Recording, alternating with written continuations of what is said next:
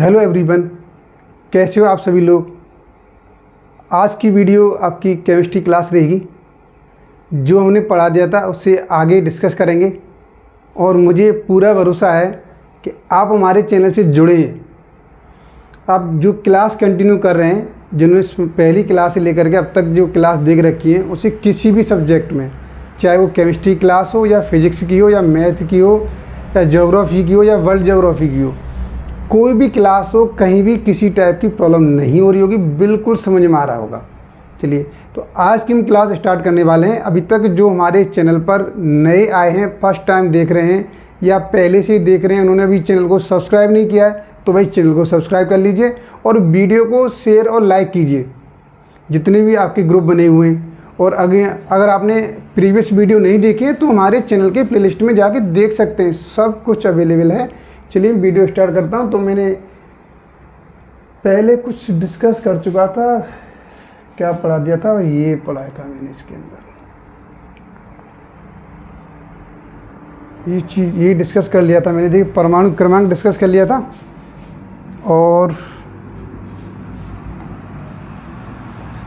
Ion हो गया था। परमाणु भार, द्रव्यांश संख्या भी डिस्कस कर लिया था हमने यहाँ पर। समभारिक, सम न्यूट्रॉन, ये भी डिस्कस कर लिया था।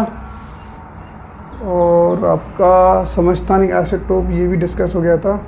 6 समस्थानिक उपयोग भी हो गए थे हमारे पास, सम न्यूट्रॉनिक हो गए थे। इसके बाद चलिए आगे, अब आगे कंटिन्यू करते हैं। आज क्या पढ़ने वाले हैं, देखिए आज की क्लास आपकी केमिस्ट्री को समझने के लिए सबसे मोस्ट इम्पोर्टेंट क्लास है, क्योंकि आज की जो क्लास समझ में आती है तो बेस स्टार्ट हो जाएगा और बिल्कुल समझ में आएगा A to Z। आप सिर्फ मेरी क्लास पर फोकस करें और केमिस्ट्री आपको बहुत ही एंजॉय वाली सब्जेक्ट लगेगी, इसमें कुछ है ही नहीं। चलिए मैं बिल्कुल बताता हूँ। देखिए, तो आज पढ़ने वाले हैं, आज कक्षा पढ़ेंगे। सबसे पहले कि कक्षा क्या है, सेल किसे कहते हैं, कक्षा और कोर्स क्या है। देखिए यहाँ पर, देखो यहाँ पर। तो आज डिस्कस करने वाला हूँ मैं क्लास में कक्षा, और इसे क्या बोलते हैं, कोर्स भी बोलते हैं। कोर्स, इसको बोलते हैं सेल, और इसे ऑर्बिट भी बोलते हैं। सॉरी, ये हो गया कक्षा, हो गया सेल बोलते हैं। ये होता क्या है, देखो आपने पढ़ा, सब कुछ है, सब कुछ पढ़ा है आपने, ऐसा नहीं पढ़ा नहीं, सब कुछ पढ़ा है, लेकिन वही है कि आपको थोड़ा सा दिमाग सिस्टमेटिक तरीके से नहीं पढ़ाया गया, इसलिए प्रॉब्लम हो रही है। तो कक्षा क्या है बताइए, इसमें क्या बोल सकते हैं, इसे ऑर्बिट भी, सेल को, कोर्स को, कक्षा को, बात एक है, इसे हम क्या बोल सकते हैं, ऑर्बिट, इसको ऑर्बिट भी। देखो, हिंदी इंग्लिश कोई भी लैंग्वेज हो वो मायने नहीं रखती है, हमारा टॉपिक हमारा कितना क्लियर हुआ ये मालूम रखता है। तो सबसे पहले मैं आपको बता दूं कि परमाणु के मध्य भाग में क्या होता है, एक नाभिक होता है। सही है, चलिए आप लिख सकते हैं, यहाँ पर लिखना स्टार्ट कर दें। परमाणु के मध्य भाग,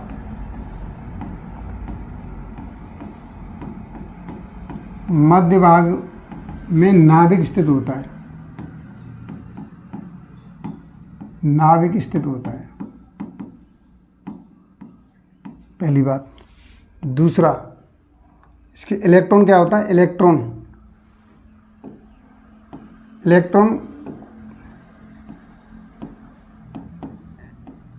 नाभिक के बाहर चक्कर लगाता रहता है। इलेक्ट्रॉन नाभिक के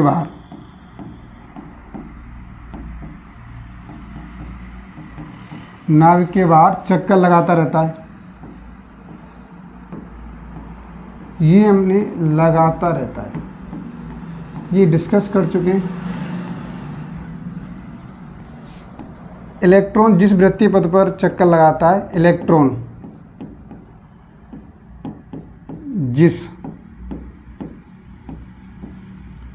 वृत्तीय पथ पर चक्कर लगाता है, पथ पर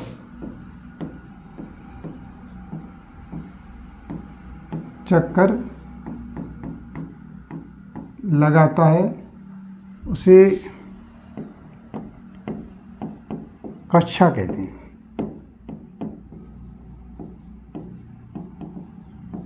इसे रिप्रेजेंट करते हैं KLMN,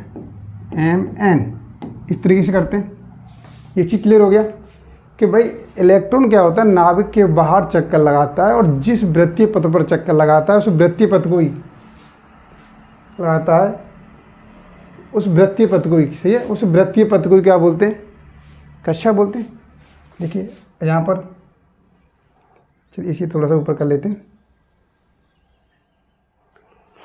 इस तरीके से चक्कर लगा रहा है, देखिए कैसे लगा रहा है चक्कर। ये हमारा नाभिक हो गया, नाभिक हो गया, ये हो गया, ये हो गया, ये मान लो यहाँ पर ये हो गया। तो चलिए यहाँ पर मैं ले लेता हूँ कि भाई ये है, ये महोदय जी,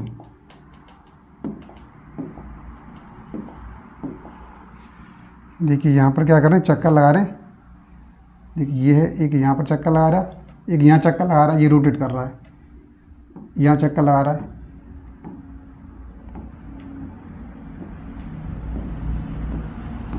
इसमें ऐसे चक्कर लगा रहे हैं। ये क्या है हमारे पास, ये चक्कर लगा रहे हैं, ये चक्कर लगा रहे हैं। ये क्लियर हो गया हमारे पास। देखिए ये क्लियर हो गया कि जब कोई बीच में तो नाभिक है लेकिन इलेक्ट्रॉन बाहर चक्कर लगा रहा है, जिस वृत्तीय पथ पर चक्कर लगा रहा है उसी में कक्षा बोलते हैं। इसे क्या बोलते हैं, KLMN। तो पहली क्लास को क्या बोलेंगे, K बोलेंगे, इसे L बोलेंगे, इसे M बोलेंगे और इसे आगे N बोलेंगे। तो KLMN, ये चीज़ क्लियर हो गया यहाँ तक। मुझे नहीं लगता इसमें आपको कोई प्रॉब्लम आ रही होगी, बताइए कोई प्रॉब्लम आ रही है इसमें। तो अब इसमें इलेक्ट्रॉन कैसे बनना है, तो इलेक्ट्रॉन बनने का जो सीक्वेंस है तो वो बोरबरी के नियम के अकॉर्डिंग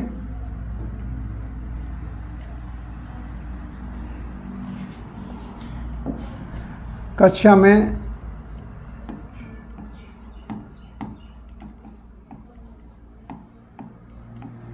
इलेक्ट्रॉन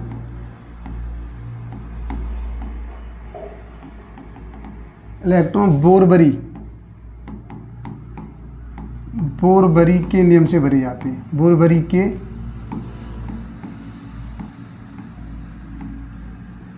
नियम से भरे जाते हैं।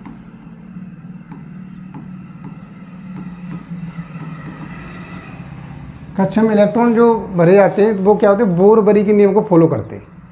सिंपल देखिए, जैसे इसका नियम क्या है, इसका नियम 2n स्क्वायर, 2n स्क्वायर। यहाँ पर n की वैल्यू क्या रहेगी हमारे पास, 1 2 3 4, इस टाइप से रहेगी। ठीक है, ऐसे कर सकते हैं। चलिए बन लेते हैं।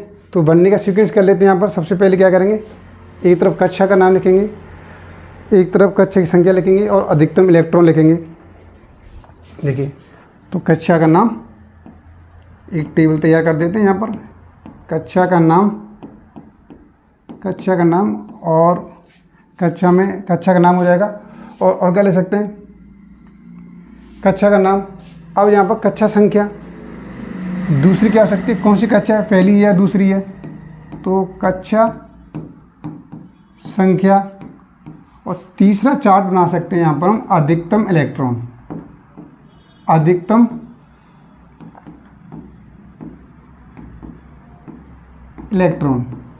तो देखिए यहाँ पर अधिकतम इलेक्ट्रॉन, कक्षा का नाम ले लिया हमने, K ले लिया, KLMN। अब देखिए इसमें 1, L के लिए 2 रखेंगे, इसके लिए 3, इसके लिए 4। अब देखिए फॉर्मूला क्या है हमारे पास, फॉर्मूला 2n स्क्वायर है। देखिए कैसे भरे जाएंगे, यहाँ पर n की वैल्यू 1 पुट करनी। देखिए यहाँ पर 2n स्क्वायर है, तो क्या करेंगे, n की वैल्यू 1 पुट करेंगे, तो 1 का स्क्वायर क्या आ जाएगा, 2। तो K कक्षा में 2 इलेक्ट्रॉन भरे जाएंगे और दूसरी कक्षा में क्या होगा, 2n स्क्वायर है फॉर्मूला हमारे पास। तो n की वैल्यू 2 पुट करेंगे, यहाँ पर क्या हो जाएगा, 2 का स्क्वायर करेंगे 4 और 4 का 2 से मल्टीप्लाई करेंगे तो 8। तो दूसरी में 8 आ जाएगा। तीसरी कक्षा में जो बनने वाले इलेक्ट्रॉन है 2n स्क्वायर, क्या हो जाएगा यहाँ पर, 2n स्क्वायर। तो यहाँ पर 3 आएगा, n की वैल्यू 3 पुट करेंगे यहाँ पे हम, 3। तो 3 का स्क्वायर किया 9 और 9 तो 2 से मल्टीप्लाई कर दिया 18 आ जाएगा हमारे पास। ऐसी फोर्थ वाली में यहाँ भी 2n स्क्वायर अप्लाई करेंगे तो 2n की वैल्यू क्या आएगी 4 आएगी यहाँ पर 4 का स्क्वायर, तो 4 का स्क्वायर करेंगे 16, 16 2 या 32। तो ये हमें मालूम चलना चाहिए कि कक्षा में कितने इलेक्ट्रॉन रह सकते हैं, 2 इलेक्ट्रॉन रह सकते हैं। एल में अधिकतम 8 रह सकते हैं, एम में अधिकतम 18 रह सकते हैं और एन में अधिकतम 32 इलेक्ट्रॉन रह सकते हैं। ये चीज़ हमें बिल्कुल क्लियर होना चाहिए, यहाँ पर कोई भी कन्फ्यूजन नहीं होना चाहिए। तो ये चीज़ बताइए क्लियर हुआ कि नहीं हुआ? आप इस स्क्रीनशॉट लेना चाहते हैं ले सकते हैं, स्क्रीनशॉट ले सकते हैं। ये चीज़ क्लियर हो गया? ओके। अब देखिए, अब हम किसकी डिस्कस करना चाहेंगे। ये तो कक्षा के बारे में डिस्कस हो गया कि ये कक्षा कहो या से कोर्स कहो, कुछ भी कहो सब चलेगा। ठीक है, के एल एम एन, तो के में 2, एल में 8, एम में 18, 32, 2 8 18 32 याद रखेंगे। अब दूसरा आगे डिस्कस करने वाले हैं उपकोष, जैसे प्रधानमंत्री, उप प्रधानमंत्री, राष्ट्रपति, उप प्रधानमंत्री, प्रधान, उप प्रधान। ठीक है, तो इस तरीके से गृह मंत्री, उप गृह मंत्री। तो भैया कक्षा है तो इसकी उपकक्षा भी तो आएगी, उपकक्षा आएगी तो इसका नाम क्या रखेंगे, उपकक्षा कहो या उपकोष कहो। चलिए वो नेक्स्ट पेज पे देख लेते हैं हम। नेक्स्ट पेज पे क्या लेंगे, उपकक्षा कहो से उपकक्षा, उपकक्षा कहो या उपकोष कहो, तो क्या हो जाएगा, सब सेल या सब ऑर्बिट, इंग्लिश में सब ऑर्बिट बोलेंगे इसे, सब ऑर्बिट बोलेंगे।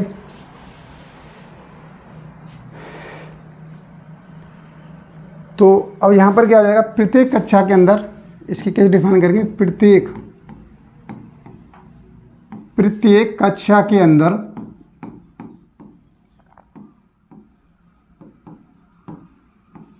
उपकक्षा होती है।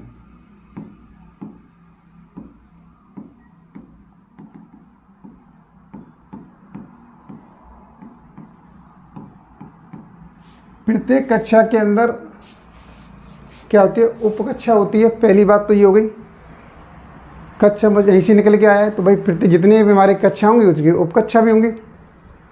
और इसके जो सोमरफील्ड जो वैज्ञानिक थे उन्होंने इसके बारे में इंफॉर्मेशन दी, पूरा इसका डिस्कस किया। सोमरफील्ड ने इसे क्या किया, सोमरफील्ड लिख देते नाम, सोमरफील्ड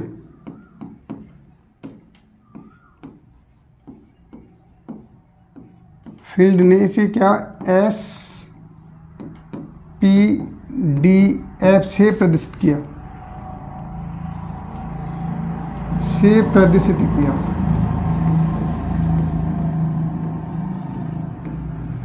प्रदर्शित किया।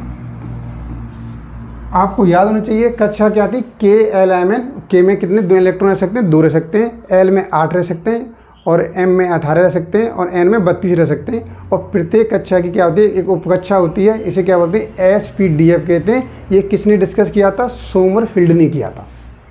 इतनी इन्फॉर्मेशन मिल चुकी है, एग्जाम में पता नहीं कहाँ से क्या पूछ रहे। लेकिन अब हमें केमिस्ट्री के में इंटरेस्ट लेना चाहते हैं तो ये चीज़ में क्लियर होना चाहिए, SPDF। अब यहाँ पर क्या है कि मैं कुछ एस उपकक्षा क्या होती है, देखिए यहाँ पर एक लिख लीजिए, यहाँ पर ये भी जान लो, एस उपकक्षा। भाई एस उपकक्षा की बात कर रहे हैं हम, एस उपकक्षा की बात कर रहे हैं तो इसमें क्या होता है, एक गोला होता है। एस उपकक्षा में क्या होता है हमारे पास, इसका आकार कैसा होता है, ये गोले के समान होता है।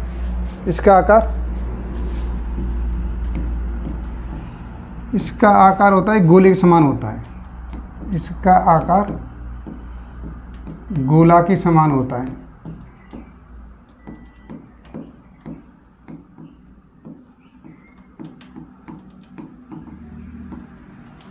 मतलब इस टाइप से आएगा, ये इस तरीके से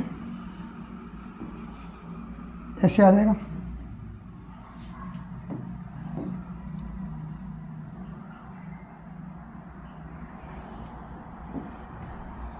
पी उपकक्षा,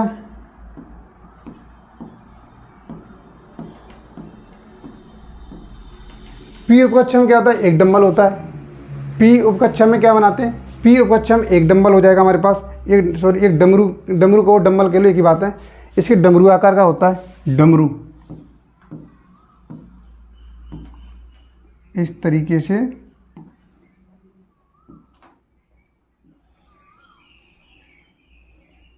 ये होता है। इसके बीच में सिमेट्रिक लाइन होती है, लेकिन इसे कोई ज़रूरत नहीं है इतना, ये होता है। और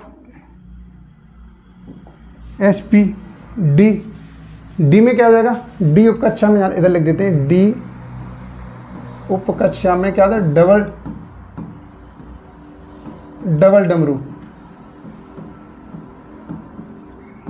डमरू आ जाएगा, डबल डमरू। इस तरीके से ये हो गया हमारे पास।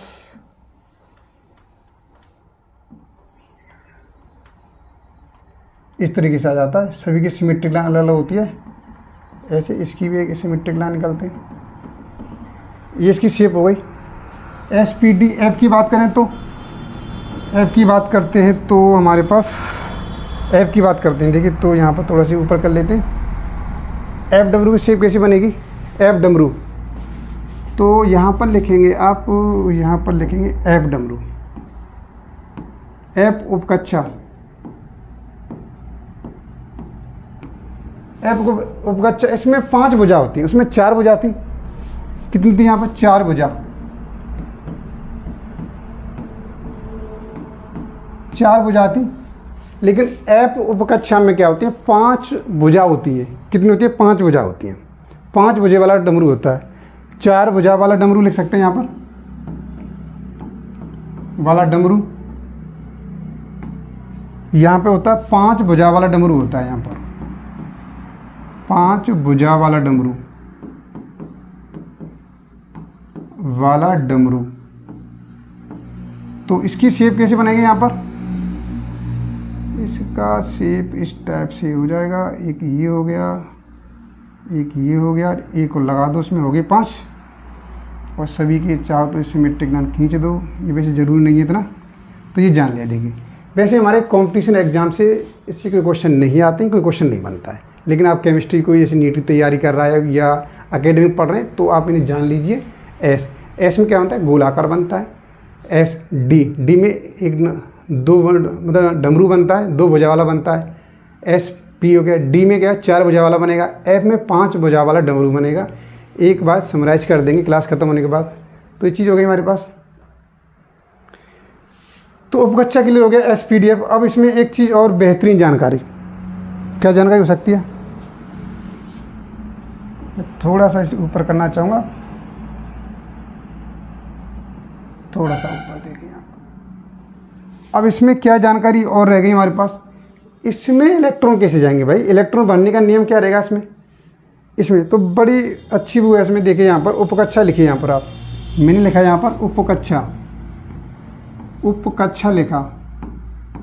इसको रिप्रेजेंट करते हैं एस पी डी एफ। और यहाँ पर इलेक्ट्रॉन, इलेक्ट्रॉन की संख्या कैसे रहेगी, बहुत ही वेरी सिंपल। देखिए यहाँ पर 2, इस 2 में क्या करो +4 किया, 6, फिर 6 में क्या किया 4 ऐड किया, 10 में क्या किया 4 ऐड किया, 14। तो ये कह सकते हैं एस में 2 इलेक्ट्रॉन रहते हैं, पी में 6 रहते हैं, डी में 10 इलेक्ट्रॉन रहते हैं, एफ में 14 इलेक्ट्रॉन रहते हैं। मालूम चल गया। जो उपकक्षा थी सब सेल था या सब ऑर्बिट था, उपकक्षा कैसे कहते हैं, एस पी डी एफ कहते हैं। इसे सोमरफील्ड ने इसे डिफाइन किया था। एस के जो आकार होता है एक गोली का टाइप का होता है, एक गोली के समान होता है, और पी का 2 भुजा वाले डमरू की तरह होता है। और जब एस पी डी का क्या होता है 4 भुजा वाले डमरू के आकार का होता है। एफ क्या होता है 5 भुजा वाले डमरू के आकार का होता है। और कक्षा की बात करते हैं उपकक्षा एस पी डी एफ, तो एस में कितने इलेक्ट्रॉन आएंगे मैक्सिमम 2 में 4 जोड़ा 6 में 4 जोड़ा 10 में 4 जोड़ा 14। ये चीज़ क्लियर हो गया यहाँ तक। हमें 2 चीज़ देखिए इसमें थोड़े बेसिक क्लियर होनी चाहिए। फिर उसके बाद देखिए इलेक्ट्रॉनिक विन्यास, हाफ बाउंड नियम इतने ईजी हो जाएंगे, आप बहुत ज़बरदस्त हो जाएंगे। ठीक है, ये चीज़ क्लियर हो गया यहाँ तक। मैं मान सकता हूँ कि आपने ये चीज़ क्लियर कर दिया। क्या क्लियर कर दिया, कक्षा क्लियर कर दिया,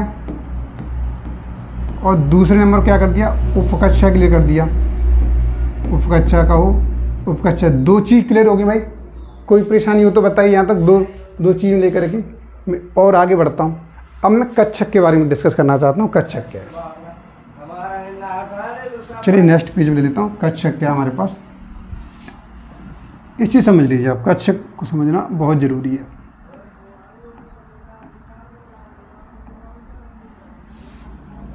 भाई कक्षक को समझना बहुत ज़रूरी है।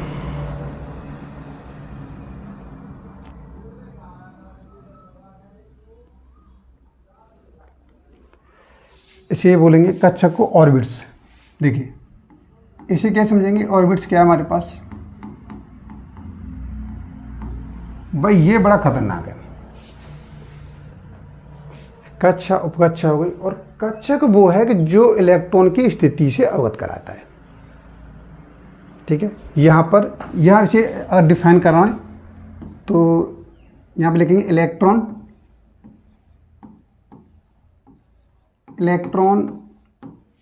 नाभिक के बाहर चक्कर लगाता रहता है। नाभिक के बाहर चक्कर लगाता रहता है, चक्कर लगाता रहता है। पहली बात। दूसरा, इलेक्ट्रॉन क्या होता है, नाभिक के बाहर चक्कर लगाता रहता है। ठीक है ना, तो यहाँ तक कोई प्रॉब्लम नहीं है। अब देख कक्षक क्या है, इलेक्ट्रॉन की स्थिति को कक्षक क्या करता है। कक्षक ऐसा क्षेत्र, यहाँ बोलो जहाँ कक्षक क्या होता है। कक्षक इलेक्ट्रॉन की उपस्थिति, इलेक्ट्रॉन की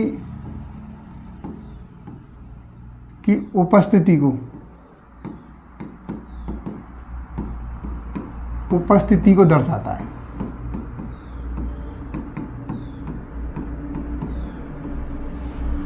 कक्षक क्या है, इलेक्ट्रॉन की उपस्थिति को दर्शाता है। जैसे समझो कि आप जैसे एक रडार एक तरीके का बिल्कुल बता देता है इलेक्ट्रॉन कहाँ पर होगा, तो ये वही उसी टाइप का काम करता है कक्षक। ये बिल्कुल इलेक्ट्रॉन की स्थिति को बता देता है, इलेक्ट्रॉन कहाँ पर है, कौन सी डायरेक्शन में घूम रहा है, क्या कर रहा है, सब कुछ बता देता है। ठीक है, ये चीज़ लेकर के आपने देखा होगा कभी कभी मोबाइल के टावर से मालूम चल जाता है कि जैसे पुलिस को किसी मुजरिम को पकड़ना होता है, क्रिमिनल को, तो उसके मोबाइल को क्या कर लेते हैं, मोबाइल की लोकेशन लेकर के मालूम कर लेते हैं कहाँ पे जा रहा है, उसका पीछा करते हैं। जैसे वो बाइक लेके जा रहा है तो वो गाड़ी लेके दौड़ रहे होते हैं, दौड़ देते हैं। तो कक्षक वही है। कक्षक क्या करता है, उसकी इलेक्ट्रॉन की घूम रहा है ना, उसकी स्थिति का बोध कराता है। यहाँ पर इलेक्ट्रॉन की पाई जाने की संभावना सबसे अधिक होती है। ठीक है, यह कह सकते हैं। दूसरा एक वर्ड लिखना चाहें तो यहाँ पर इलेक्ट्रॉन के पाए जाने की संभावना अधिक होती है। इलेक्ट्रॉन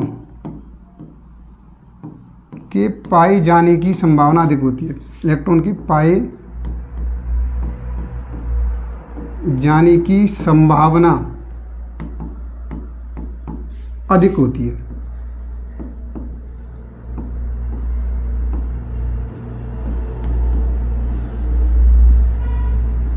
ठीक है, यहाँ पर इलेक्ट्रॉन के पाए जाने की संभावना अधिक होती है, उसे कक्षक कहते हैं। सिंपल सी बात है, ज़्यादा उसकी गहराई में नहीं जाना है आपको। अब यहाँ पर ये फैक्ट बताने वाला हूँ, ये चीज़ दिमाग रखना है। ये चीज़ यहाँ पर क्या होते हैं, इलेक्ट्रॉन, कक्षक में इलेक्ट्रॉन, कक्षकों की संख्या उपकक्षा के आदि होती है। उपकक्षा के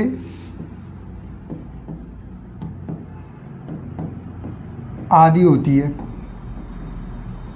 सही है सब, पहला फैक्ट। दूसरा फैक्ट, इम्पोर्टेंट फैक्ट है, ध्यान रखना, ये याद करने वाला, ये भी इम्पोर्टेंट है हमारे पास। कक्षक में इलेक्ट्रॉन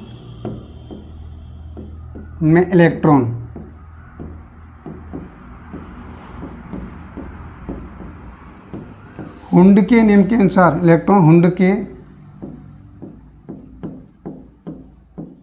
नियम के अनुसार बढ़ते हैं। अनुसार बढ़ते हैं। ठीक है, तो दूसरा स्टेप क्या हो गया हमारे पास कि भाई कक्षा की संख्या होती है वो उपकक्षा के आधी होती है और उसमें जो इलेक्ट्रॉन बढ़ते हैं ना वो हुंड के नियम के अनुसार बढ़ते हैं। तो हुंड का नियम क्या है, पहले सभी कक्षा में एक एक इलेक्ट्रॉन, पहले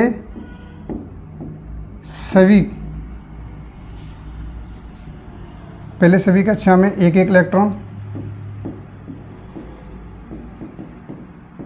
एक इलेक्ट्रॉन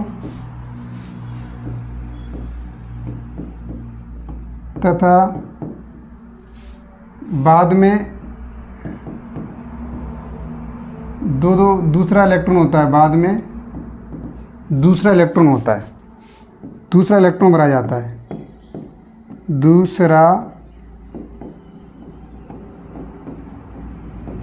दूसरा इलेक्ट्रॉन भरा जाता है।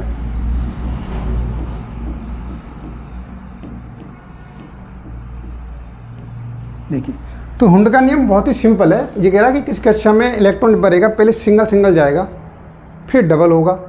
बिल्कुल क्लियर कर देंगे, घबराने वाली बात नहीं, चीज़ क्लियर हो गई। दो चीज़ आपको सिर्फ दो इम्पोर्टेंट रख लो कि कक्षा की संख्या होती है वो उपकक्षा के आधी होती है और इसमें हुंड के नियम के अनुसार इलेक्ट्रॉन बढ़ते हैं, बस। और बाकी कुछ याद ही रखना।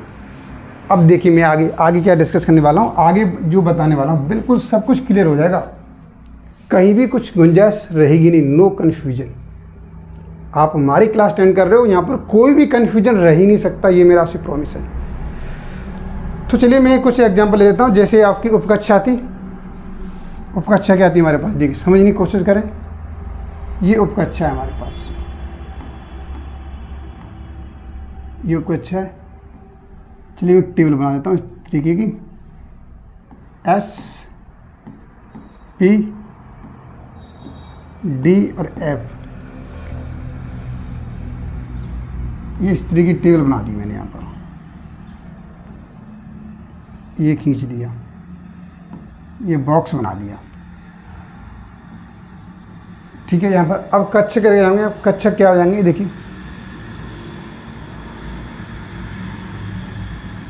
अच्छा, तो मैंने बताया था एस में कितने इलेक्ट्रॉन रह सकते हैं, 2, पी में 6, डी में कितना रहता है 10, इसमें 14, तो ये रह सकते हैं। तो देखिए इसमें कैसे बनेगा, इसमें क्या रहा कक्षक, यहाँ पर देखो एस में 2 है तो इसका आधा एक कक्षक बनेगा। यहाँ पर 6 का आधा कितने बनेंगे, 3 बनेंगे। यहाँ पर देखिए 3 बनेंगे इस तरीके से, 1 2 3 हो गए।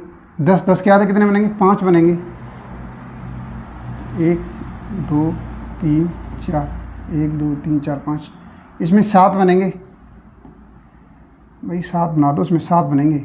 1 2 3 4 5 6 हो गया, 1 2 3 4 5 6 7 हो गया।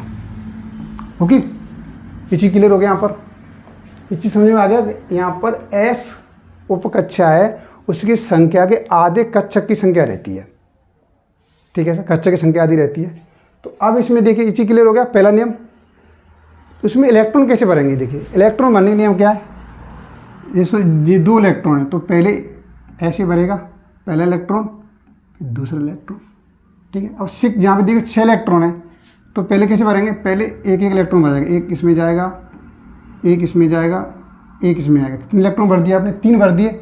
अब चौथा यहाँ पर आएगा, चौथा, 5वां, 6वां ऐसे आएगा, 6वां ऐसे आएगा। ठीक है ना, समझ आ रहा है। तो ये क्या है, हुंड का नियम है। जैसे 10 है, देखिए कुछ नहीं हुंड का नियम, अरे कुछ भी नियम नहीं है, बस ये नियम बताओ, ये भी नियम बना दिया। मतलब ऐसे ऐसे लोग भी साइंटिस्ट हो गए। बताओ नियम क्या नियम बताया, किसमें इलेक्ट्रॉन भरा जाएगा, देखिए यहाँ पर कैसे 1 2 3 4 5 इलेक्ट्रॉन। और 6वां इलेक्ट्रॉन कहाँ से आएगा, यहाँ से स्टार्ट होगा, 6 7 8 9 10 से स्टार्ट होगा। और 14 इलेक्ट्रॉन है तो कैसे स्टार्ट करेंगे, यहाँ पर 1 2, चलो यहाँ पर इसका बड़ा बॉक्स बना देता हूँ। यहाँ पर मैं ये वाला यहाँ बना देता हूँ। देखिए यहाँ पर 14 इलेक्ट्रॉन कैसे भरेंगे, पहले 1 2 3 4 5 6 7, एक एक बढ़ गया सभी सिंगल। और डबल करेंगे, डबल कैसे होगा यहाँ पर देखो 8 9 10 11 12 13 14, इस तरीके से बदलेंगे, इस तरीके से बदलेंगे। कोई मुझे तो नहीं लग रहा कोई प्रॉब्लम आएगी, तो मुझे नहीं लग रहा कोई प्रॉब्लम आएगी यहाँ पर। ये चीज़ क्लियर हो गया, यहाँ पर बहुत अच्छी तरीके से क्लियर हो गया होगा। जल्दी से चाहे तो स्क्रीनशॉट ले सकते हैं आप, स्क्रीनशॉट ले लीजिए जल्दी से।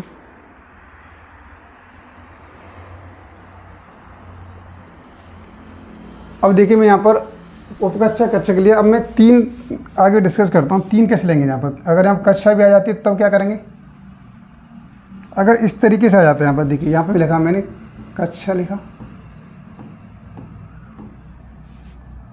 यहाँ पर लिखा उपकक्षा लिखा, उपकक्षा उपकक्षा लिखा, और यहाँ पर लिखा कक्षक।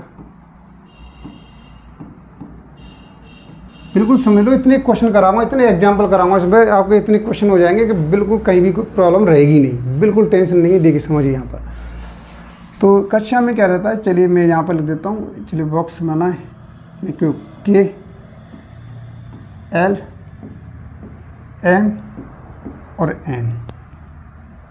तो के में कितने इलेक्ट्रॉन रहते हैं, के में तो मैं आपको बताया 2 रहते हैं, इसमें 8 रहते हैं, इसमें 18 रहते हैं, इसमें 32 रहते हैं। तो ये तो इन 2 इलेक्ट्रॉन कौन ले लेगा, एस ले लेगा, एस को अच्छा आ जाएगी इसमें। तो केवल इसमें देखिए एल में 8 इलेक्ट्रॉन है तो 2 एस ले लेगा, बाकी रहे बच्चे कौन ले लेगा, पी ले लेगा।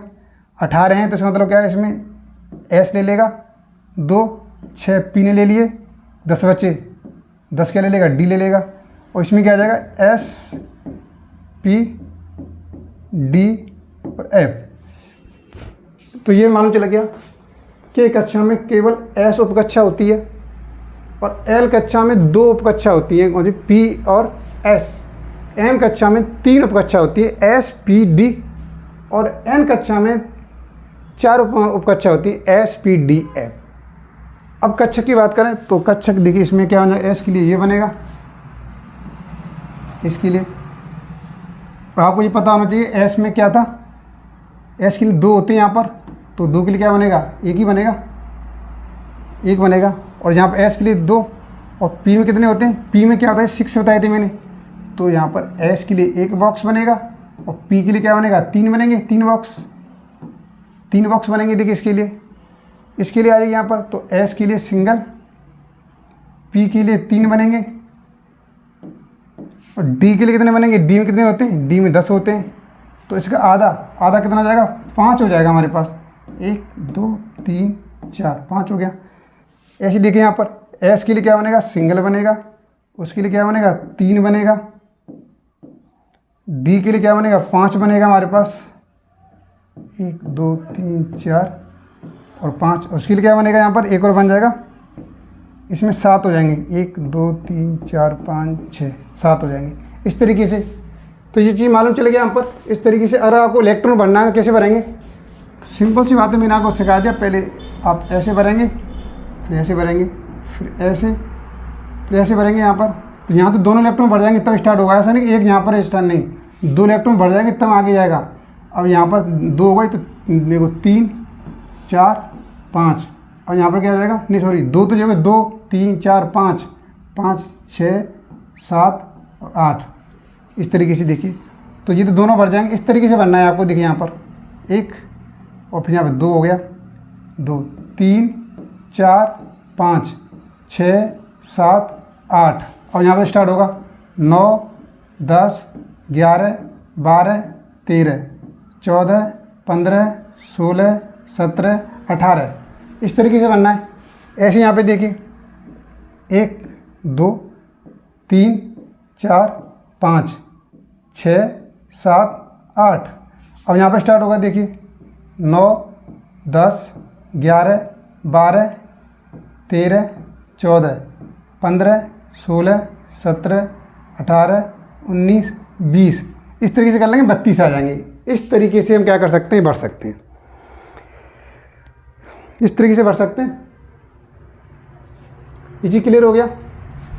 ये मुझे लग रहा है आपको बिल्कुल क्लियर हो गया होगा। मैं एक टेस्ट लेना चाहता हूँ, एक टेस्ट। चलिए नेक्स्ट पेज पे टेस्ट लेता हूँ। कौन सा युग्म सही है बताएंगे यहाँ पर, कौन सा युग्म सही है।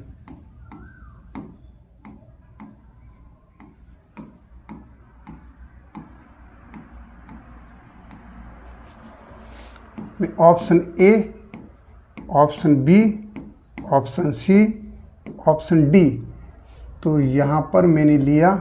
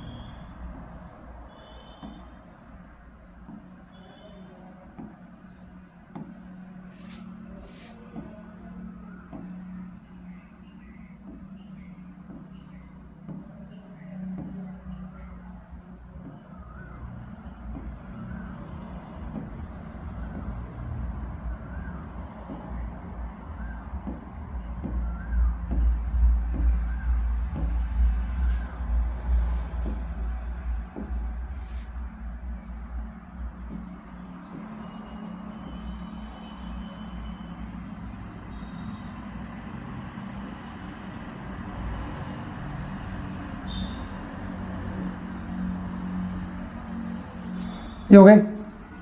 अब आपको बताना है इसमें कौन सा इलेक्ट्रॉन सही से भरा गया, हुंड के नियम के अनुसार कौन सा सही से भरा गया। इसके लिए हम क्या करेंगे, आप हमें कमेंट बॉक्स में कमेंट करके बताएंगे। अगर आपने वास्तव में इसका एक राइट ऑप्शन कमेंट किया तो मैं मान जाऊंगा कि आपको वीडियो से बिल्कुल समझ में आ गई।